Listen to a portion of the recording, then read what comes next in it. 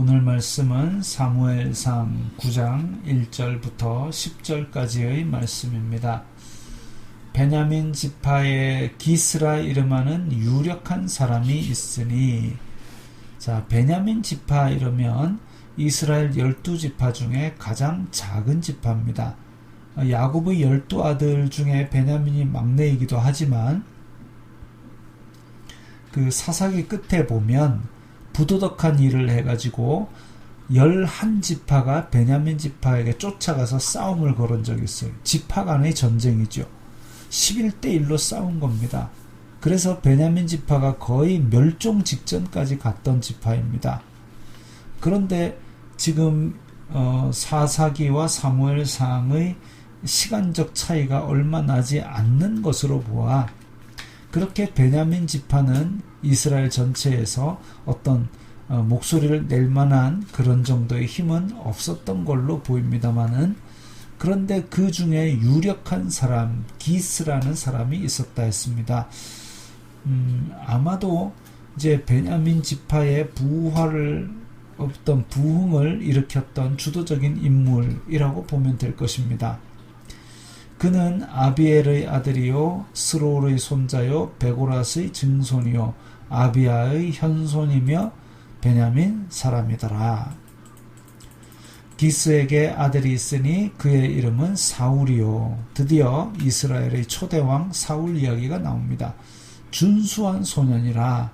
이스라엘 자손 중에 그보다 더 준수한 자가 없고 키는 모든 백성보다 어깨 위만큼 더 컸더라.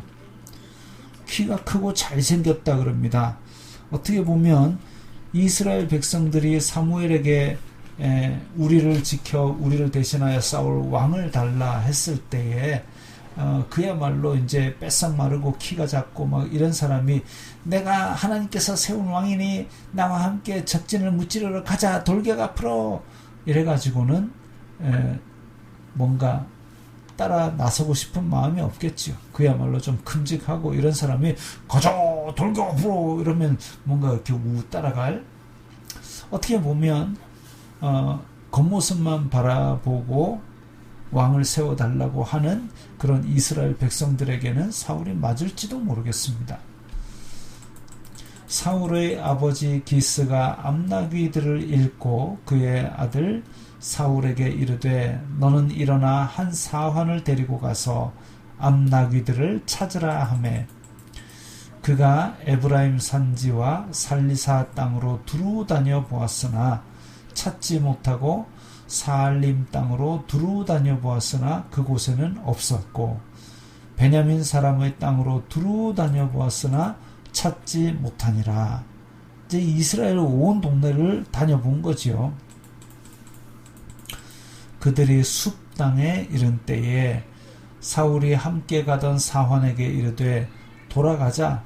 내 아버지께서 암나귀 생각은 고사하고 우리를 위하여 걱정하실까 두려워하노라 하니, 자, 그래서 너무 오랫동안 나귀 찾으러 돌아다니다 보니까, 근데 여기 3절에 보면 암나귀들이라 그랬습니다. 한두 마리, 한 마리 잃어버린 게 아닌 것 같아요. 암나귀 떼를, 그야말로 큰 재산인데 그게 없어지니까 돌아다녔고, 근데 그러다 너무 시간이 길어지니까 이제 오히려 우리의 행방을 걱정하시겠다 생각한 거죠. 그가 대답하되 보소서 이 성읍에 하나님의 사람이 있는데 존경을 받는 사람이라. 그가 말한 것은 반드시 다 응하나니 그리로 가사이다. 그가 혹 우리가 갈 길을 가르쳐 줄까 하나이다 하는지라. 자, 하나님의 백성에 대해서 사울은 잘 모르는데 종은 알아요. 근데 그 종도 하나님의 사람인데 그야말로 약간 점치는 식으로 생각하고 있습니다. 자, 이게 지금 사사기 말기의 이스라엘 백성들의 현실이라고 볼 수 있죠.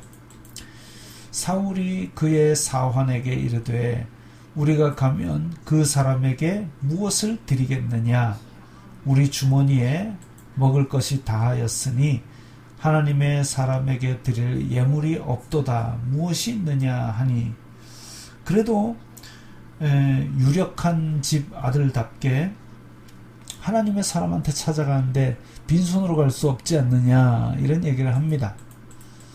사환이 사울에게 다시 대답하여 이르되 보소서, 내 손에 은 한 세겔의 4분의 1이 있으니 하나님의 사람에게 드려 우리 길을 가르쳐달라 하겠나이다 하더라. 그래도 마침 아주 한 세겔의 4분의 1이 있답니다. 한 세겔은 한 13g 이 정도 되니까 4분의 1이면 한 3g 정도 된다는 얘기죠. 은이고 3g 정도면 한 세겔 3g, 그렇게 의미 있는 만큼 큰 돈은 아닌 것으로 보입니다. 그래도 있는 게 그거밖에 없으니까 그걸로 드리겠다 이거죠. 옛적 이스라엘의 사람이 하나님께 가서 물으려 하면 말하기를 선견자에게로 가자 하였으니 지금 선지자라 하는 자를 옛적에는 선견자라 일컬었더라. 자, 여기서 선지자가 나오고 선견자가 나옵니다. 선견자 이러면 히브리어 원래 동사 보다라는 동사에서 파생이 된 거고, 선견자, 그래서 볼견자로 번역을 했죠.